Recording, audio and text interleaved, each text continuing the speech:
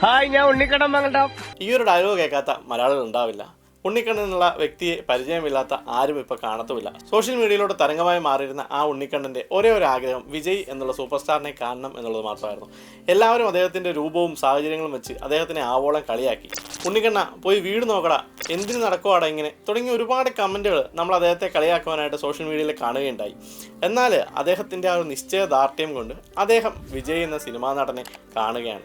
നമ്മൾ ഇന്നത്തെ ആൾക്കാർ മനസ്സിലാക്കേണ്ടത്, ഒന്നോ രണ്ടോ വട്ടം ഒരു കാര്യം ചെയ്ത് തളർന്ന് നമ്മൾ മടുത്തു പോകുമ്പോൾ നമ്മൾ ഈ ഒരു മനുഷ്യനിൽ നിന്ന്, അതായത് ഈ ഒരു സാധാരണ 4ാം ക്ലാസ്സുകാരനിൽ നിന്ന് നമ്മൾ മനസ്സിലാക്കേണ്ട ഒരു കാര്യം എന്താണെന്ന് പറഞ്ഞു കഴിഞ്ഞാൽ, അയാളുടെ ആഗ്രഹം എന്തോ ആയിക്കോട്ടെ, അയാളുടെ സ്വപ്നം എന്തോ ആയിക്കോട്ടെ, പക്ഷേ അയാൾ അതിലേക്ക് എത്തപ്പെട്ടു എന്നുള്ളതാണ്.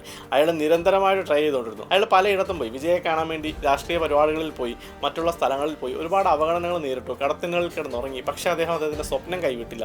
അദ്ദേഹത്തിൻ്റെ സ്വപ്നം മുറുകെ പിടിച്ച് അദ്ദേഹം നടന്നു കയറുന്നത് ഒടുവിൽ വിജയത്തിലേക്ക് തന്നെയായിരുന്നു, വിജയുടെ മുമ്പിലേക്ക് തന്നെയായിരുന്നു.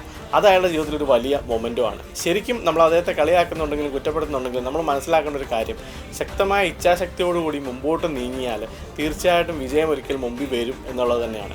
ഏതൊരു സാധാരണക്കാരനും തോറ്റു പിന്നോട്ട് മാറുന്ന ഏതൊരു വ്യക്തിക്കും മനസ്സിലാക്കാനും ഉൾക്കൊള്ളാനും പറ്റുന്നൊരു പാഠമാണ് ഉണ്ണിക്കണ്ണൻ മംഗലം എന്ന 4ാം ക്ലാസ്സുകാരൻ നമ്മുടെ മുമ്പിലേക്ക് വെച്ച് തരുന്നത്. ശരിയല്ലേ? കമൻറ്റ് ചെയ്യും.